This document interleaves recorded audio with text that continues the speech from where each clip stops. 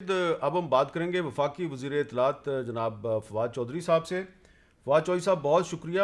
وقفے سے پہلے شاہد حقان عباسی صاحب ہمارے سے بات چیت کر رہے تھے اور انہوں نے کہا جی کہ جو قومی اسمبلی میں ان کے اور اسپیکر صاحب کے ساتھ جو ہوا دونوں کے درمیان، اور پھر اسپیکر صاحب نے جو ان کو ایک نوٹس دیا ہے، ان سے معافی مانگنے کا تقاضا کیا، تو وہ کہہ رہے ہیں جی میں تو کوئی معافی نہیں مانگوں گا، اپنے موقف پہ قائم ہے. اب اگر وہ معافی نہیں مانگتے تو آپ کے خیال میں اسپیکر صاحب ان کے خلاف کیا کارروائی کر سکتے ہیں؟ نہیں، دیکھیے جی، دو باتیں ہیں. ایک اس کا قانونی پہلو ہے اور ایک اس کا اخلاقی پہلو ہے. اخلاقی طور کے اوپر تو ویسے ان کو بحث ہی نہیں کرنی چاہیے اور معذرت کرنی چاہیے، اس لیے کہ جو سیاست ہوتی ہے اور جو پارلیمان ہوتی ہے وہ کچھ ٹریڈیشنز کے اوپر قائم ہوتی ہے، کچھ روایات کے اوپر کھڑی ہوتی ہے. ایاز صادق صاحب نے، آپ نے اسمبلی کو، کاروائی کو جتنے قریب سے آپ نے حامد میر صاحب رپورٹ کیا ہے، دیکھا ہے، بڑے کم اور صحافیوں نے پاکستان میں رپورٹ کیا. مجھے آپ بتائیے ایاز صادق صاحب نے کتنا اچھا سلوک اپوزیشن سے کیا ہے، کتنی اچھا جو ہے وہاں پر انہوں نے جب اپنی باری تھی تو وہ بولنے کا موقع دیا ہے یا ہاؤس کو اس طرح سے چلنے دیا ہے؟ نہیں چلنے دیا. اور اگر ہم اس بات کے اوپر جا کے اسپیکر کو کہیں کہ نہیں میں آپ کو جوتا مار دوں گا اور بدتمیزی روز شروع کر دیں گے، میرا صرف پرابلم یہ ہے جس طریقے سے ہم وہاں پہ اس وقت جو پارلیمنٹ کے اندر جس قسم کا ماحول ہے اور جس قسم کی بٹرنس ہے، جمہوریت سسٹم نہیں ہے اتنی بٹرنس کا. اور اسی لیے میں پوری کوشش کرتا ہوں، اور اب بھی میری پوری کوشش ہے کہ کچھ ماحول کو بہتر ہونا چاہیے.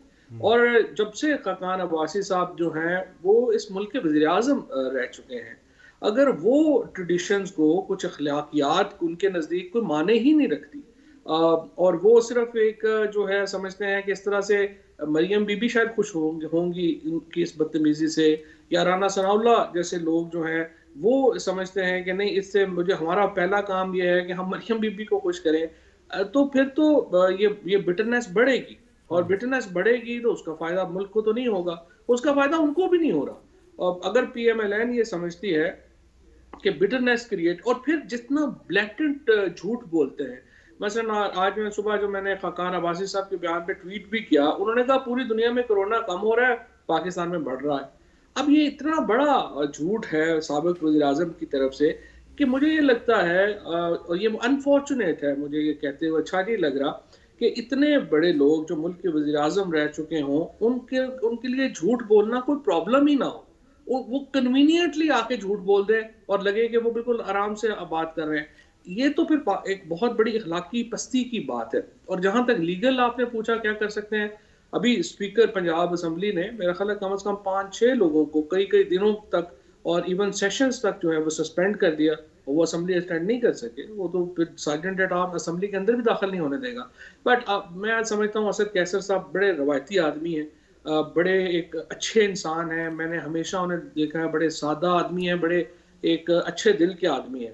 شاید وہ اس طرح کی ایکسٹریم پوزیشن نہ لیں. میں شاید ہوتا تو میں تو بالکل اور پوزیشن طرح کا بندہ ہوں، لیکن اسد کیسر صاحب آپ کو پتہ ہے ذرا شریف آدمی ہے. یہ بتائیں کہ کل قومی اسمبلی میں دوبارہ وہ قرارداد جو ہے اس پہ بحث ہونی ہے، جس قرارداد کے پیش کرنے پہ تحریک لبیک نے اپنا دھرنا ختم کیا ہے. تو کیا معاملہ صرف قرارداد پیش کرنے تک تھا، یا یہ قرارداد ہے اس پہ بحث ہوگی اور حکومت چاہتی ہے کہ ایک متفقہ موقف جو ہے وہ پارلیمنٹ کا سامنے آئے؟ تو اتفاق رائے کی کوئی کوشش کرے گی government?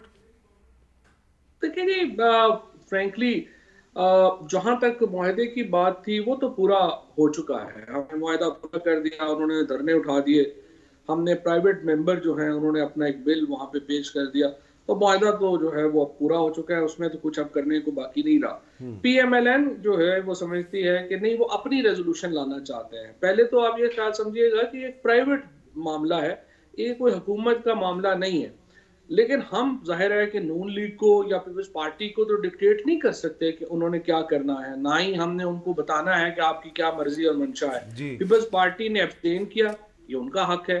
P M L N اپنی ریزولوشن لانا چاہتی ہے تو وہ لے کے آئے، اور وہ سمجھتی ہے کہ فرانس کے سفیر کو نکال دینا چاہیے، تو وہ ظاہر ہے وہ اچھا، پولیٹیکل پارٹی ہیں. ایک چیز ذرا ذرا سمجھائیں. نواز شریف صاحب سے فون کر کے پوچھ لیں اگر وہ یہ ریزولوشن یہ لانا ایک چاہتے ہیں. ایک ایک معاملہ ذرا سمجھائیں ہمیں. آپ کہہ رہے ہیں کہ یہ پرائیویٹ معاملہ ہے کیونکہ امجد خان صاحب نے پرائیویٹ ممبر کے طور پر ریزولوشن پیش کی، لیکن ریزولوشن پیش کرنے سے پہلے انہوں نے شیخ رشید صاحب جو وزیر داخلہ ہیں، انہوں نے نور اللہ قادری صاحب اور گورنر پنجاب کے ساتھ بیٹھ کر ایک اعلان کیا کہ جی یہ ہمارا معاملہ طے ہوا ہے اور ہم قرارداد پیش کریں گے. تو جو پرائیویٹ ممبر کے طور پہ قرارداد پیش کی گئی وہ اس کا پہلا اعلان تو وزیر داخلہ نے کیا نا، تو اس کا مطلب ہے یہ حکومت نے پیش کیا قرارداد؟ نہیں، مطلب یہ نہیں ہے.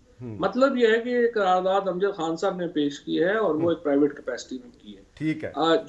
جو معاملہ تھا، اگر حکومت کے اوپر معاملہ ہوتا تو پھر تو یہ معاملہ یہاں پہ جاتے ہی نہ. جو لا اینڈ آرڈر سچویشن پیدا ہوئی وہ پیدا ہی نہ ہوتی. اور اگر یہی معاملہ اتنا سادہ ہو جاتا کہ حکومت نے یہ کرنا تھا تو پھر تو معاملات ہی آگے نہ بڑھتے.